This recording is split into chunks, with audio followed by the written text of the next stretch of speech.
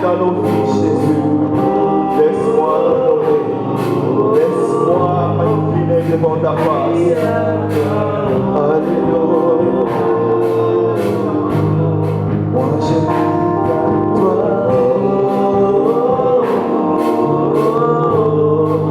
prie à toi.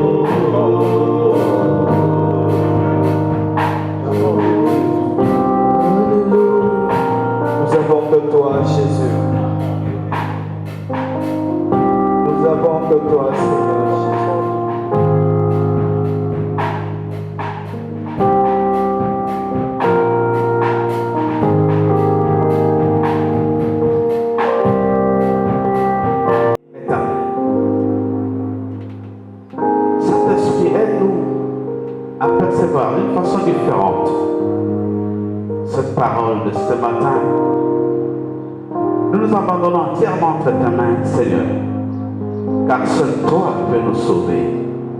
Et c'est au travers de ta parole que tu nous donneras tes instructions. Aide-nous à les comprendre, afin de les mettre en pratique. Brise, éternel mon Dieu, brise mes épaules, Père, que je m'efface totalement, mais que ce soit toi qui parles à ton peuple. Tu connais mes faiblesses, éternel. Je veux m'accrocher à toi, Père, toi mon appui. Conduis-moi à parler. Tu connais, éternel Dieu, que je ne sais pas parler, mais que ce soit toi, toi qui parles directement à ton peuple. Sois élevé, sois glorifié. Au nom puissant de Jésus. Amen. Shalom, peuple de Dieu. Shalom, frères et sœurs. Que notre Dieu, c'est Dieu de la paix, soit avec vous, partout où vous nous captez, que ce Saint-Esprit soit à l'œuvre pour nous conduire dans la profondeur de cette parole. Oui, nous allons parler de la part de Dieu avec comme thème ce matin, rachète le temps. Rachetez les temps car les jours sont mauvais.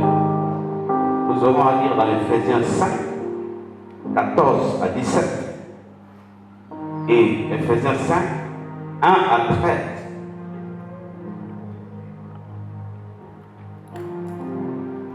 Oui, nous passons directement à la lecture de cette parole de Dieu et que le Saint-Esprit soit en action pour nous aider à mieux comprendre ces Écritures et surtout que nous puissions entrer dans cet esprit de Dieu, dans l'intelligence de Dieu. Oui, Ephésiens 5, 13 à 17, 14 à 17.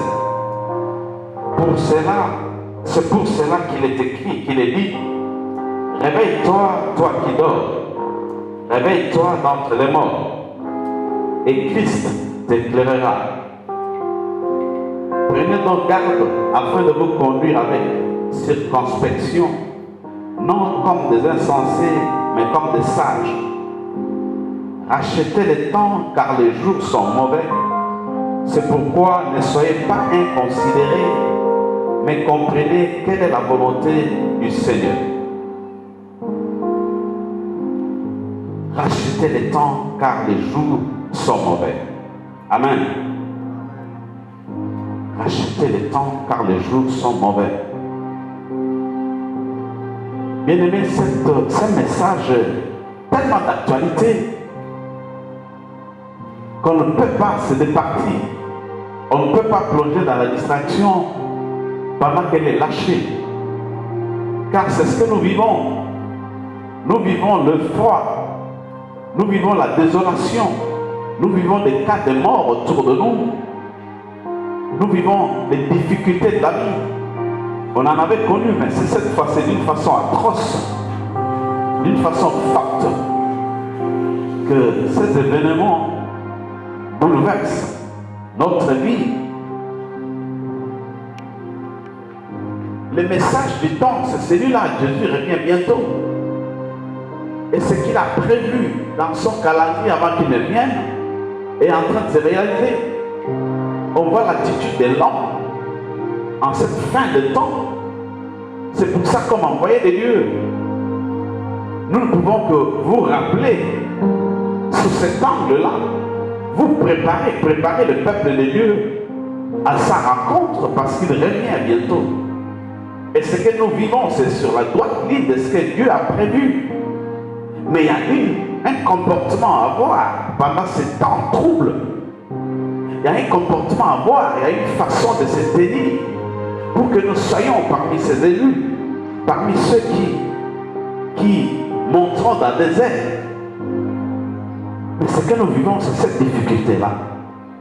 Nous voyons comment nos voisins meurent. Nous voyons comment nos membres de famille meurent. Nous voyons comment nos amis perdent de l'heure. Nous voyons comment de gauche à droite, c'est des cris de désolation, c'est des pleurs. Et bien aimé, ceci survient au moment où au niveau mondial, au niveau du monde après la pandémie, on est en train d'aller vers la fin de la pandémie, où il y a des confinements partout. On déconfine le monde. Les gens qui étaient confinés, bloqués, sont en train de sortir. Et il y a un réflexe d'un air de liberté, mais qui peut se transformer en libertinage. Mais je vais dire tout de suite à quelqu'un que pour ce qui nous concerne dans notre pays, bien aimé, la mort est en suspens. La mort est en suspens.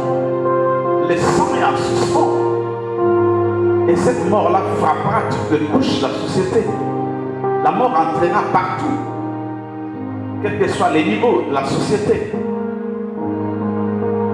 Nous devons savoir comment nous en tenir. Et c'est ce que Dieu révèle à ses serviteurs. Il y aura des morts dans l'église, parmi les serviteurs de Dieu, parmi les enfants de Dieu. Il y aura des morts parmi les politiciens. La mort atteindra toutes les formes de couches, du plus petit peuple jusqu'au plus grand.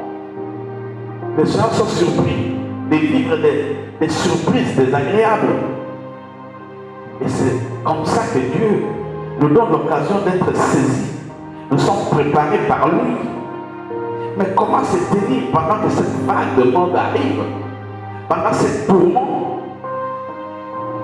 La Bible va nous demander d'être prudents. Pour ceux qui n'avaient pas d'information, c'est autre chose. Mais maintenant, Dieu utilise tous les moyens pour que tout le monde soit sensibilisé avant son retour.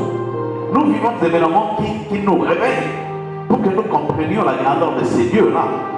Et pour que personne ne dise, je ne savais pas. Et la moisson est grande, la moisson est même prête. Tout le monde est prêt à écouter la parole de Dieu. Et quitte à nous, quitte à chacun de nous, de savoir comment se comporter. Mais avant que cela n'arrive, c'est sûr que pour nous voulons être parmi les élus, nous devons vivre la repentance, nous repentir. Et nous allons voir dans Ephésiens 5, de 1 à 13, ce qu'on nous recommande, quelle position on doit avoir, quel comportement on doit adopter. La Bible nous dit, devenez donc les imitateurs de Dieu comme des enfants bien-aimés et marchez dans l'amour à l'exemple de Christ qui nous a aimés et qui s'est livré lui-même à Dieu pour nous comme une offrande et un sacrifice de bonne odeur. Devenez des imitateurs de Dieu. Dieu crée l'homme, mais il ne crée pas comme les autres créatures ou comme les autres animaux. Il est créé à sa ressemblance. Nous avons une partie de nous qui ressemble à Dieu. Et par le fait qu'au niveau de l'esprit, nous ressemblons à Dieu, il nous donne la capacité de faire comme lui, de l'imiter par notre esprit. Nous pouvons faire comme Dieu. C'est comme ça que Paul, après 20 ans, va se dire, ce n'est plus moi qui vis, mais c'est Christ qui vit en moi. Quand l'Esprit de Dieu entre en nous, on reçoit Christ, on a l'Esprit de Dieu. Mais quand il est fonctionnel au fond de nous, il produit des fruits qui nous rendent capables de vivre comme Dieu. Et c'est comme ça que Paul nous dit, soyons des imitateurs de Dieu. Pendant ces temps troubles, pour que nous soyons extraits de tous ces tourments du jugement de Dieu, nous devons imiter Dieu, vivre comme Dieu le fait. Et Dieu a trouvé que pour l'homme, ça ne serait pas facile qu'il se mette à l'imiter. C'est comme ça que Dieu a quitté le ciel pour venir vers nous, prendre notre condition, naître comme nous, et afin de vivre comme nous. Mais il va vivre comme nous, excepté le péché. Et par là, nous voyons qu'il a notre condition, il est possible qu'on le prenne comme modèle. Jésus est notre modèle. Par la manière de vivre de Jésus, il nous montre que nous sommes nous aussi capables, comme hommes, de vivre comme lui, afin de mériter le ciel. Imitateur du Christ. Et il va parler de l'amour. L'amour qui est un trait important de l'attribut de Dieu. L'amour. L'amour, c'est un sentiment qui nous pousse à faire du bien à l'autre. Ce sentiment-là, c'est ça qui caractérise Dieu. Et il nous dit, nous devons l'avoir pendant ce temps de la fin, où les tourments secouent, où la mort secoue. Cette repentance va passer par là, où parmi les fruits de la repentance, il y a cet amour qu'on doit vivre, nous aimer les uns les autres. Et il va plus loin jusqu'à nous dire, aimez vos ennemis. Nous avons la partie charnelle, la chair qui nous tire vers le bas, la chair qui écoute plus les diables. Mais en nous aussi, il y a le Saint-Esprit, il y a l'Esprit qui est en contact avec le Saint-Esprit, en contact avec Dieu, qui nous rend capables de marcher comme Dieu. Mais tu vas voir que la chair te met dans une impossibilité d'aimer ton ennemi. Mais Jésus va dire, pour réussir, il faut aimer son ennemi. L'amour des autres. Faire du bien aux autres, même à ceux qui te font le mal. Pendant ces temps qui courent, on a vu que l'homme avait de plus en plus un cœur de loup. C'était un loup pour un autre homme, pour son prochain. Mais nous devons arriver à aimer. C'est l'amour qui fera que nous soyons vainqueurs de toutes ces formes de douleur qui se présentent au-devant de nous. Aimer. Et la Bible va dire que si ça dépend de nous, nous devons être en bon terme avec tout le monde. Avec ceux qui nous insultent, ceux qui nous critiquent. Même avec ceux qui nous aiment. Qu'on nous aime ou qu'on ne nous aime pas, nous avons cette responsabilité, nous, d'aimer les autres. C'est ce que Dieu nous recommande en ces temps. Et nous allons voir que ce n'est pas si facile. Ce n'est pas facile face à cette dureté du cœur de l'homme, face à toutes les formes d'humiliation qu'on peut vivre, face à toutes les formes de coups bas qu'on peut vivre. Mais Dieu nous demande de continuer à aimer. Tu vas jusqu'à aimer quelqu'un qui a tenté de tuer ou qui a détruit ton mariage. Aimer. Et quand on aime quelqu'un, on voit tout de suite qu'on les rend incapables de réagir contre nous.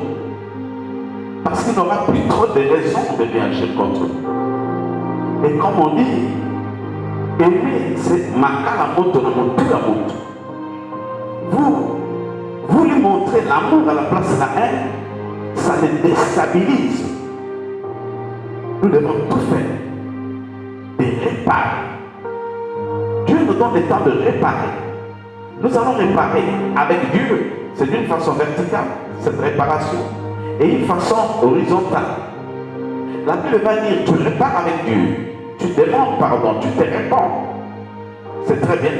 Mais ça doit se concrétiser dans la vie de tous les jours avec ton prochain. Dieu que tu ne vois pas, comment tu peux prétendre l'aimer si tu n'aimes pas ton prochain? Pendant ce temps, bien-aimés, faisons cet effort-là. Et vous allez voir que la chair va nous empêcher d'aimer les autres. La chair va nous empêcher d'aimer ceux qui nous persécutent. Mais que le Saint-Esprit nous aide. Cet esprit travaille notre cœur. de façon à ce qu'ils mettent de l'amour, qu'on répande de l'amour autour de nous, qu'on répande la gentillesse, qu'on répande le sourire, qu'on répande la paix. Là où il y a conflit, que nous soyons celui qui va mettre la paix, pas qui va attiser le feu. L'amour des autres. Imiter Dieu, c'est vivre justement dans l'amour. Au verset 3, on va dire que la débauche, ni l'impureté, ni la cupidité ne soient même pas nommées parmi vous, ainsi qu'il convient à des saints. La débauche. Et quand on parle de la débauche, on voit tout de suite la recherche du plaisir personnel, la recherche du plaisir sexuel, sous toutes ses formes, hors du mariage. L'acte sexuel a été instauré pour les mariés. Et c'est au niveau du mariage qu'on doit les vivre. Mais quand c'est en dehors, ça devient un péché. La masturbation, le lesbianisme, le concubinage, tout ce qui en s'ensuit, toutes ces formes de rapport, la polygamie, c'est des caprices des hommes et c'est que Dieu n'a pas prévu dans la recherche de ce plaisir-là. C'est pour ça que c'est condamnable. C'est le moment de nous sortir de là. Et bien aimé, ce n'est pas le temps où nous devons nous juger ou juger les autres. L'heure est grave. Quand tu te mets à juger l'autre, à regarder vers le péché de l'autre, tu oublies qu'au fond de toi, dans tes yeux, c'est une poutre qui est là. Tu ne vas voir que la paille dans l'œil d'autrui. Et tu vas voir que quand tu pointes les doigts, un seul doigt vers le prochain, 4 te reviennent et ça te perd le temps. Quand Jésus revient, tu ne sais pas quand il reviendra. Nous devons à tout prix être en ordre avec lui à tout moment, parce que nous ne savons ni le jour ni l'heure où lui va revenir. Évitons toutes ces formes de recherche de plaisir sexuel en dehors du mariage. Il y a la cupidité, l'amour de l'argent, l'amour exagéré de l'argent. Faisons tout pour avoir un cœur saint, protégeons notre cœur face à tout sentiment que Dieu rejette. Quand on parle de l'impureté, il est question de notre pensée. Chaque fois que j'arriverai à mal penser, à penser pas comme Dieu le veut, que je puisse me répandre et me repentir. Je dois demander pardon à Dieu pour que je rentre sur le chemin. Parce que l'heure est grave. On ne sait pas quand cette mort-là nous frappera. On le voit parmi ceux qui sont autour de nous. Ça doit nous réveiller pour que nous restions en train de marcher dans la crainte de Dieu, dans la vie de prière. Et toi qui n'es pas encore converti, qui ne considère pas Dieu, bien aimé, Dieu te donne ce temps-là pour que tu te répandes, pour que tu regardes vers Dieu. Et il n'est pas question de titres comme je l'ai dit. Il n'est pas question de regarder vers l'autre. Il est question de notre propre vie. Et marchant comme Dieu le veut. Fuyant toute forme d'impureté au niveau de notre pensée. Fuyant toute forme de cupidité. Et regardons vers Dieu. Il va parler aussi qu'on n'entende ni paroles grossières, ni propos insensés ou équivoques. Choses qui sont contraires à la bienséance. Il va parler de la parole. Bien aimé, une bouche qui parle beaucoup pêche souvent. Nous devons voir ce que nous avons à dire aux autres pour ne pas les blesser. Des fois, on croit qu'on fait bien, mais on a dû blesser des gens. Et c'est de péché pour Dieu ou devant Dieu. C'est condamnable. Demandons au Saint-Esprit de nous aider à être devant lui saint et irréprochable. Il n'y a que lui pour nous rendre capables. Il n'y a que lui pour travailler notre cœur de façon à ce que nous puissions avoir cet amour-là. Il n'y a que le Saint-Esprit avec ce temps qui court, bien aimé. Dieu te donne les temps, oui, mais les temps de repentance. Change de direction. Regarde vers Dieu, demande-lui la force. Tu vois que tu as difficile à aimer tes ennemis. Tu as la haine toujours par rapport à l'élévation des autres. Tu as une forme de jalousie que tu ne sais pas contrôler. Demande au Saint-Esprit d'entrer au fond de toi. Parce qu'il revient bientôt. La mort est en train de secouer, de frapper. Nous ne savons ni l'heure ni le jour. Demandons au Saint-Esprit de nous aider. Nous rachèterons le temps que, avec le Saint-Esprit, aide-nous, Saint-Esprit. Travaille en nous. Rends-nous éternel, capable d'être devant la présence de Dieu et rends-nous capables de changer notre caractère, que notre défaut soit transformé en qualité. Donne-nous la douceur, donne-nous l'amour des autres, donne-nous la patience de supporter les autres. Donne-nous la foi pour que nous puissions vaincre tous ces temps. Donne-nous regarder vers toi, éternel. Saint-Esprit, nous avons besoin de toi. Entre dans notre vie. Il y a tous ceux qui n'ont pas encore reçu. Mais Dieu est en train de frapper à ta porte. Convertis-toi. Répentons-nous. Il est question de nous tous. Que la lumière de Dieu entre au fond de nous. Que le Saint-Esprit nous travaille. Baissons notre tête pour demander que ces dieux-là viennent nous visiter de façon à nous changer. Regarde, les jours sont mauvais. Viens, Seigneur. Viens, éternel mon Dieu.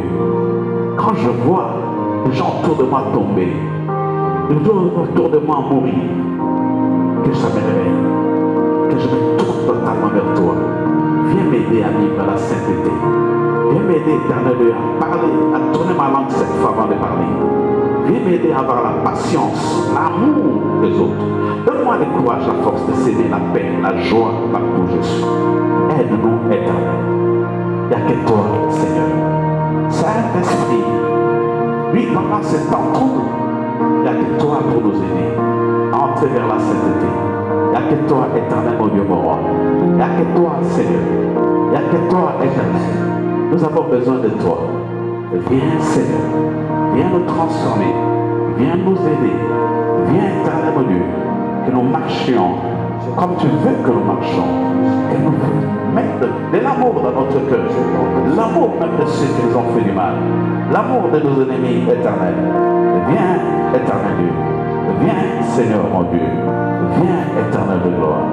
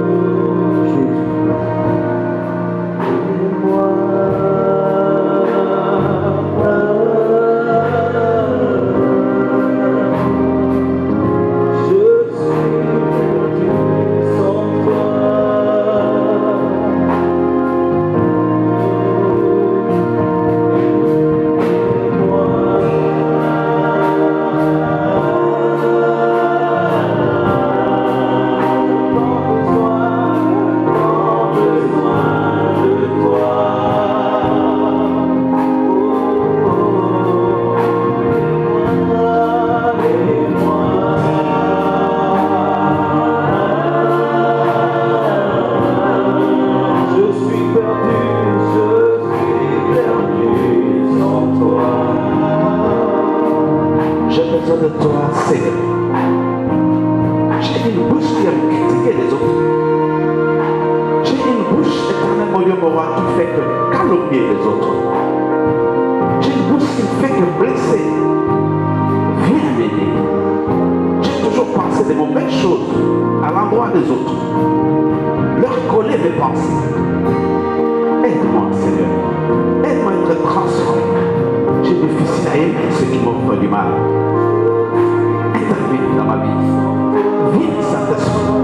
Viens me transformer. Oh Seigneur, que je sois prêt quand tu reviendras dans les airs. Aide-moi, éternel mon Dieu. Que je m'achète de toi. Que je sois mauvais. Que je ne regarde pas. Je ne me plonge pas dans le jugement des autres. Aide-moi à me repentir. Aide-moi, Seigneur. Je n'en ai pas la force.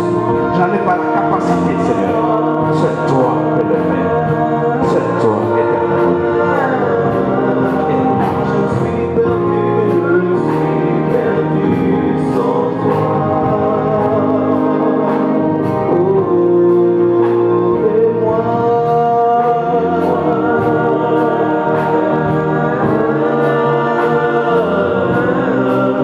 Je t'en besoin de toi.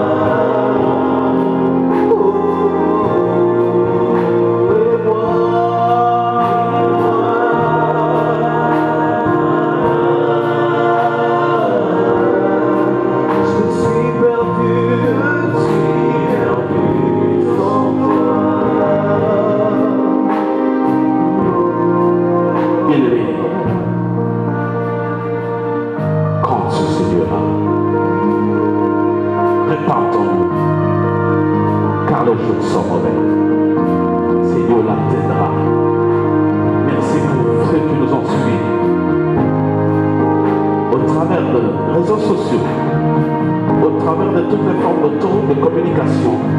Là où vous êtes, que le Saint-Esprit vous donne la force d'être parmi ceux qu'on va élire pendant ces temps troubles. Merci éternel pour ce temps. Sois élevé, sois glorifié. Shalom, que Dieu vous bénisse partout où vous êtes. Amen.